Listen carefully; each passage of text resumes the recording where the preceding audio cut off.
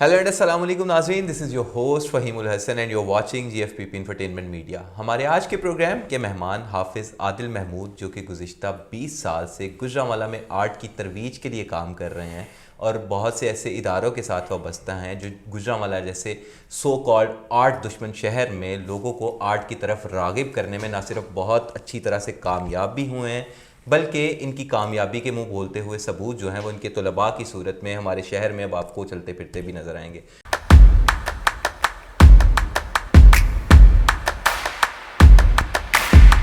तो इनसे गुफ्तगू करेंगे और इनकी ज़िंदगी के सफ़र के बारे में, जो कि आपने पिछली वीडियो में देख लिया था।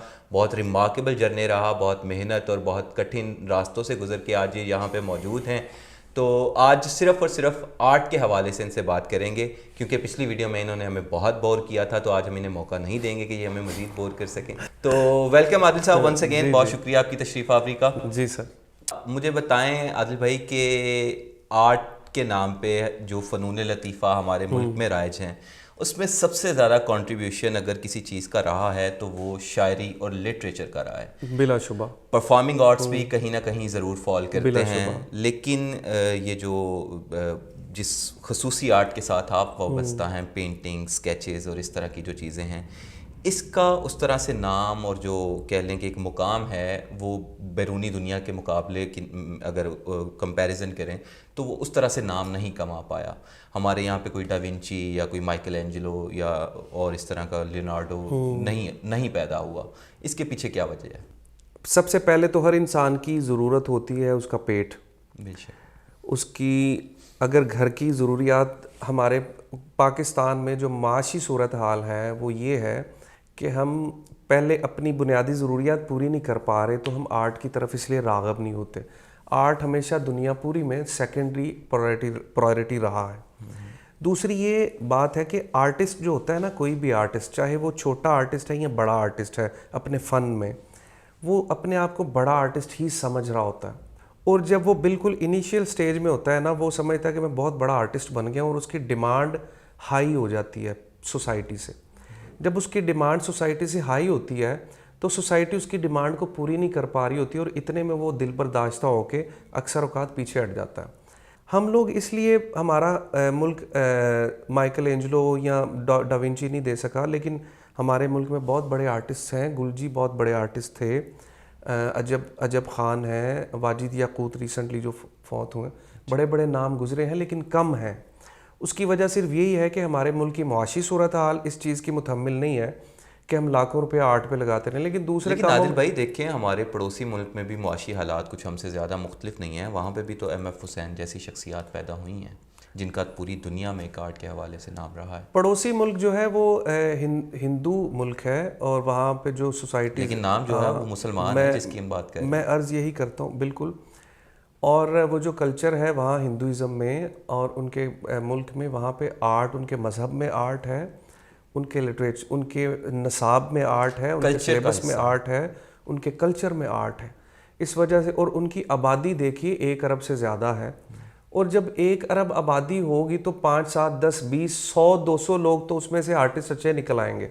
ये वजह भी है। और पाकिस्तान में चूँकि हम लोगों को डिस्करेज किया जाता है हर मामले में, और हम लोगों का ये सीन होता है कि हम डॉक्टर या इंजीनियर बनने पे फोकस नए जनरेशन्स का रहता है।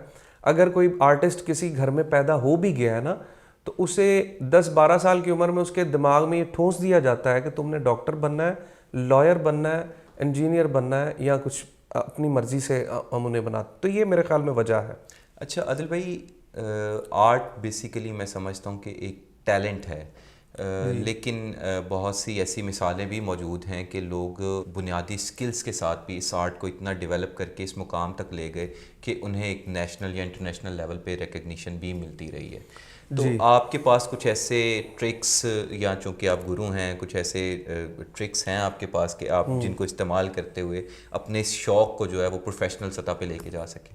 देखिए, जो तालीम होती है ना, वो समटाइम आपके अंदर छुपे टैलेंट को पॉलिश करने के लिए काम करती है।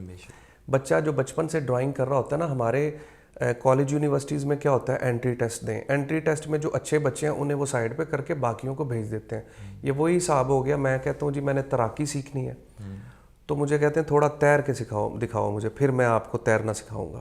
ڈرائیونگ سیکھنی ہے, تھوڑی ڈرائیونگ تو کر کے دکھاؤ. یہ واٹ از, ہم کیا کرتے ہیں, ہماری یونیورسٹیز اور کالجز اچھے آلریڈی جو آرٹسٹ ہوتے ہیں انہیں اٹھا کے سائڈ پہ کر کے ایڈمیشن دے کے انہی کے آرٹ ورک کو خود کریڈٹ لے جاتے ہیں کہ یہ ہمارا کام ہے. کام وہ کرواتے ہیں.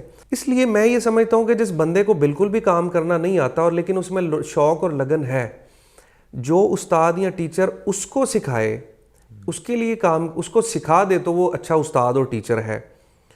اور ایسے ٹرکس اور ٹپس ڈیفینیٹلی ہیں جو بچوں کو سکھائے جاتے ہیں, جن سے بچے بڑے اچھے آرٹسٹ بن جاتے ہیں.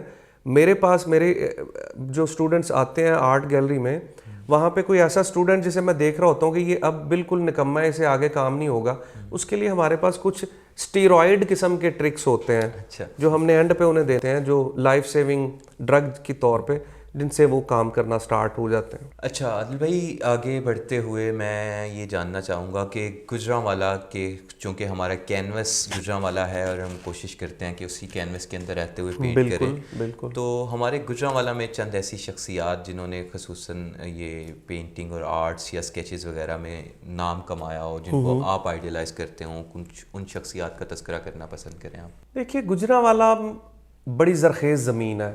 یہاں پہ فنون لطیفہ سے منسلک بڑے بڑے نام نکلے ہیں. یہاں پہ آرٹ میں, اسٹیج میں, یہاں پہ بیوروکریٹس میں, یہاں پہ کلچر میں, پروفیسر, تعلیم میں بڑے بڑے نام نکلے. لیکن پینٹنگ میں میرا نہیں خیال مجھے کوئی گوجرانوالا میں کوئی ایسا پینٹر پسند ہو جسے میں آئیڈیلائز کر سکوں. اچھا, پینٹنگ کے حوالے سے پینٹنگ کے حوالے سے ہوں گے, لیکن ایسا نہیں میں کہوں گا کہ نہیں ہے. ویورز دیکھ رہے ہیں اور یہ جو دیکھنے والے لوگ ہوتے ہیں یہ بڑے جہاں دیدہ ہوتے ہیں اور انہیں پتہ ہوتا ہے کون کیا بات کر رہا ہے. میرے ذہن میں ایسا کوئی بندہ نہیں ہے گوجرانوالا کی سرزمین پہ جسے میں لیکن جسے میں آئیڈیلائز کرتا ہوں کہ وہ اچھا ہے, پاکستان لیول پہ ہے. ٹھیک ہے. اچھا عادل بھائی, آپ نے جو اپنا ایک آرٹ انسٹیٹیوٹ اسکیچ اپس کے نام سے بنایا ہوا ہے اور وہاں پہ آپ طلباء کو سکھا بھی رہے ہیں اور ایک آرٹ کی خدمت بھی کر رہے ہیں, اس ادارے کے پیچھے کیا سوچ تھی؟ میں ایک مال روڈ پہ بیٹھ کے اسکیچنگ کرتا ہوتا تھا اور وہ میں نے دیکھا کہ وہاں پہ ایک اور آدمی بھی اسکیچنگ کر رہا تھا, بلکہ ہم 3 لوگ تھے. دنیا میں ایسے بہت سے ممالک ہیں جہاں پہ آرٹ ایک انڈسٹری ہے اور وہ اس کے گورنمنٹ کو ایک زر مبادلہ اچھا خاصا دے رہی ہے. تو میں نے یہ سوچا کہ اس انڈسٹری کو پروان چڑھایا جائے. اس انڈسٹری کو جب ہم پروان چڑھائیں گے تو ہمارے ملک کا فائدہ ہوگا. میری وجہ سے اگر کسی کا رزق لگ جاتا ہے, کوئی روزی کمانے لگ جائے گا, تو میرے لیے یہ صدقہ جاریہ ہے. تو اسی چیز کو مد نظر رکھتے ہوئے میں نے یہ اسٹوڈنٹس کو سکھانا شروع کیا. اور میرے انسٹیٹیوٹ میں یہ رول ہے کہ اسٹوڈنٹ لائیو, جو آرٹسٹ وہ ہوتا ہے جو لائیو کام سامنے بٹھا کے, اچھا آرٹسٹ ہوتا ہے وہ جو سامنے بٹھا کے کسی کی اسکیچنگ کر لیتا ہے.